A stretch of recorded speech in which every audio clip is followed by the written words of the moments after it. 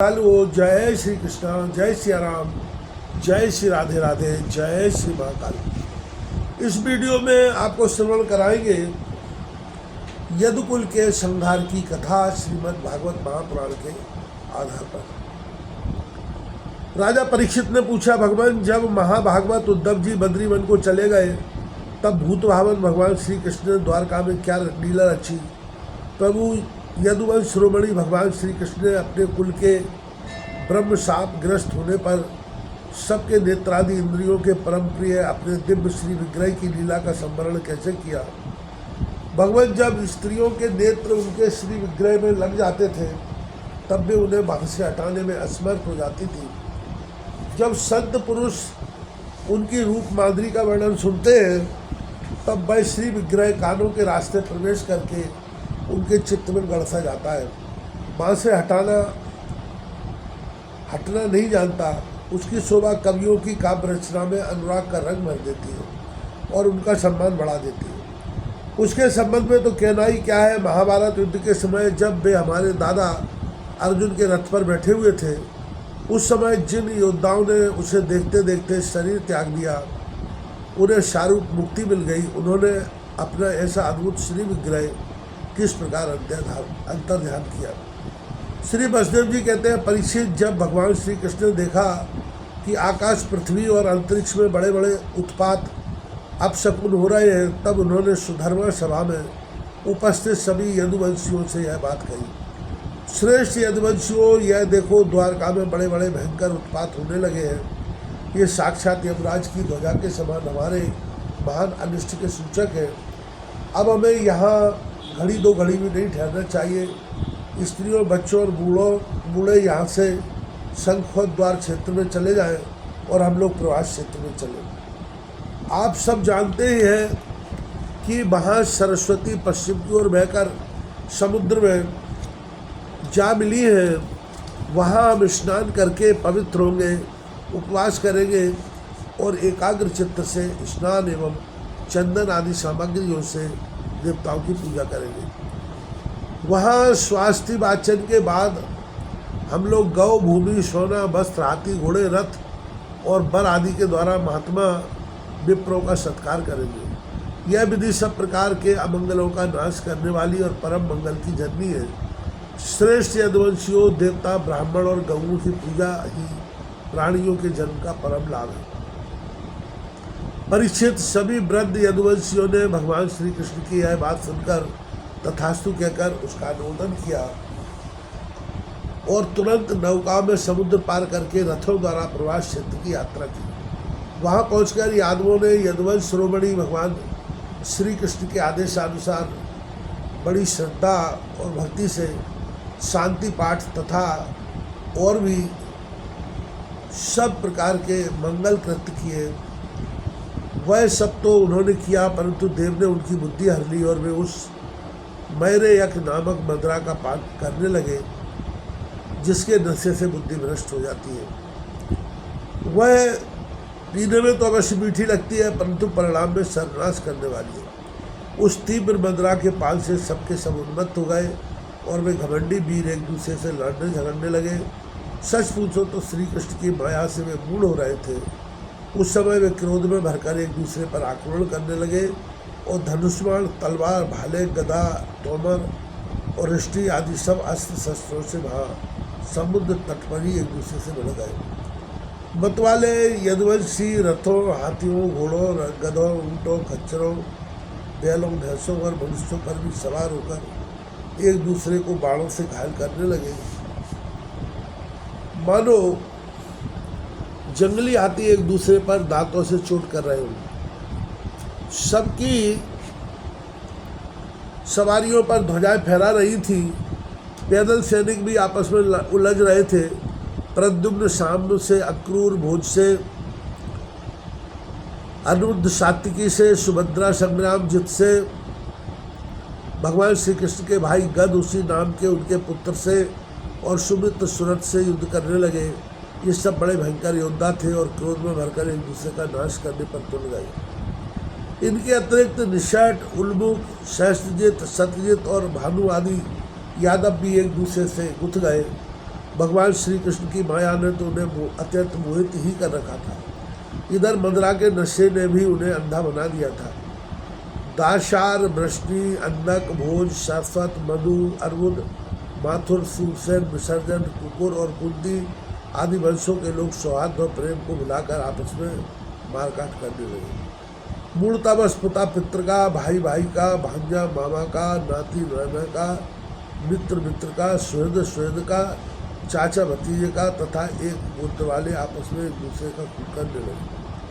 अंत में जब उनके सब बाण समाप्त हो गए, धनुष्मान टूट गए और शस्त्रास्त्र नष्ट नष्ट हो गए, तब उन्होंने अपने हाथी से समुद्र तट पर लगी हुई एयर नाम की घास उखाड़नी शुरू की।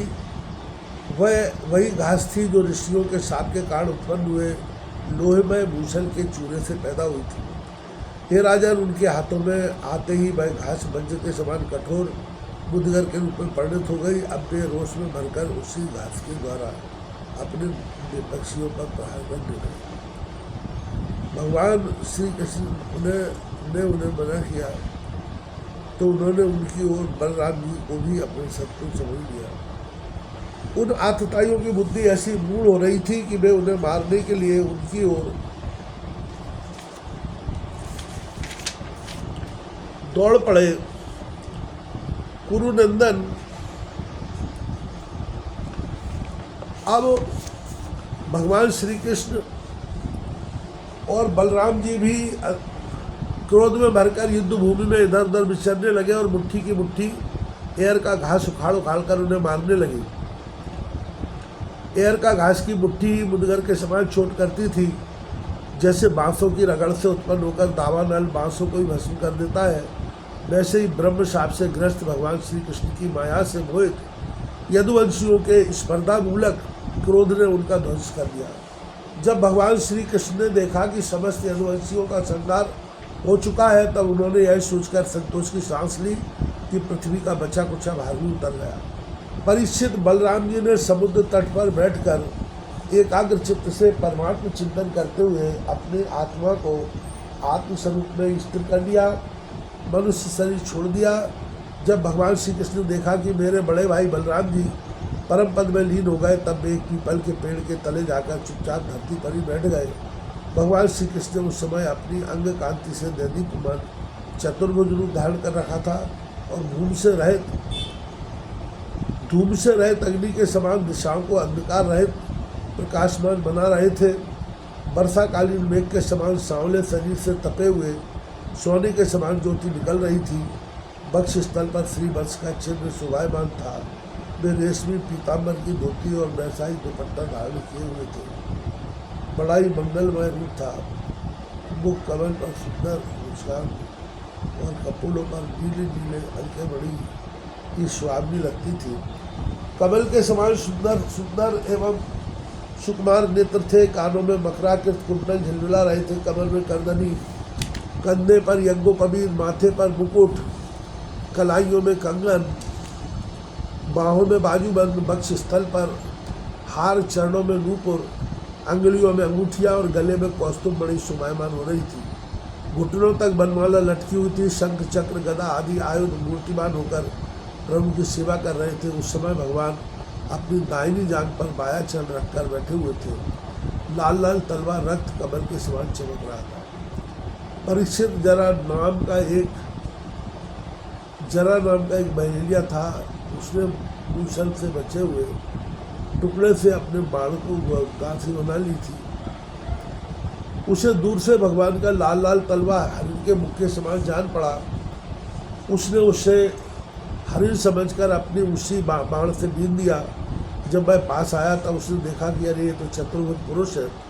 अब तो वह अपराध कर चुका था, इसलिए डर के मारे कांपने लगा और दैत्य दलन भगवान श्री कृष्ण के चरणों पर रखकर धरती पर गिर पड़ा। उन्होंने कहा, हे मधुसूदन, मैंने अनजाने में यह पाप किया है। सचमुच में बहुत बड़ा पापी हूँ, परंतु आप परम यशस्वी और निर्विकार हैं। आप कृपा करके मेरा अपराध क्षमा कीजिए। सर्वव्यापक सर्वशक्तिमान प्रभु महात्मा कहा करते हैं कि आपके स्मरण मात्र से मनुष्यों का ज्ञानांधकार नष्ट हो जाता है।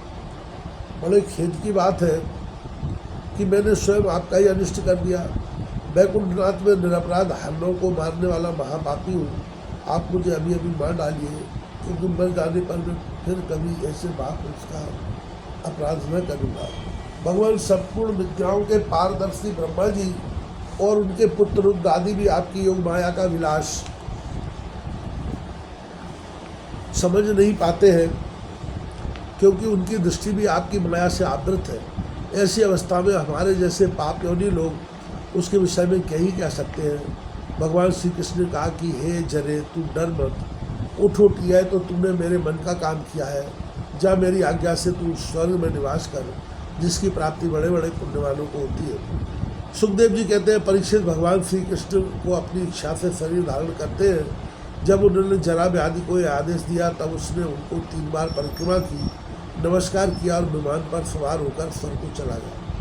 भगवान श्री कृष्ण का सारथी दारुक उनके स्थान का पता लगाता हुआ उनके द्वारा धारण की हुई तुलसी की गंध से युक्त वायु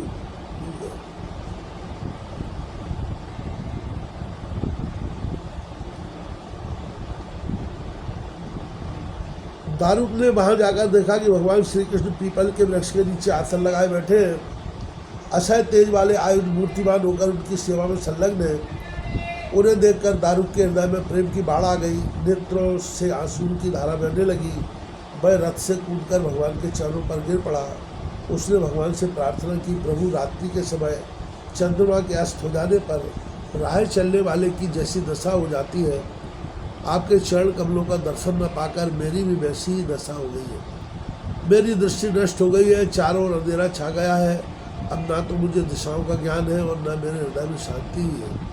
परीक्षित अभी दारुक इस प्रकार कह ही रहा था कि उसके सामने ही भगवान का गरुड़ ध्वज रथ पताका और घोड़ों के साथ आकाश में उड़ गया। उसके पीछे पीछे भगवान के दिव्य आदमी पीछे पीछे चले गए।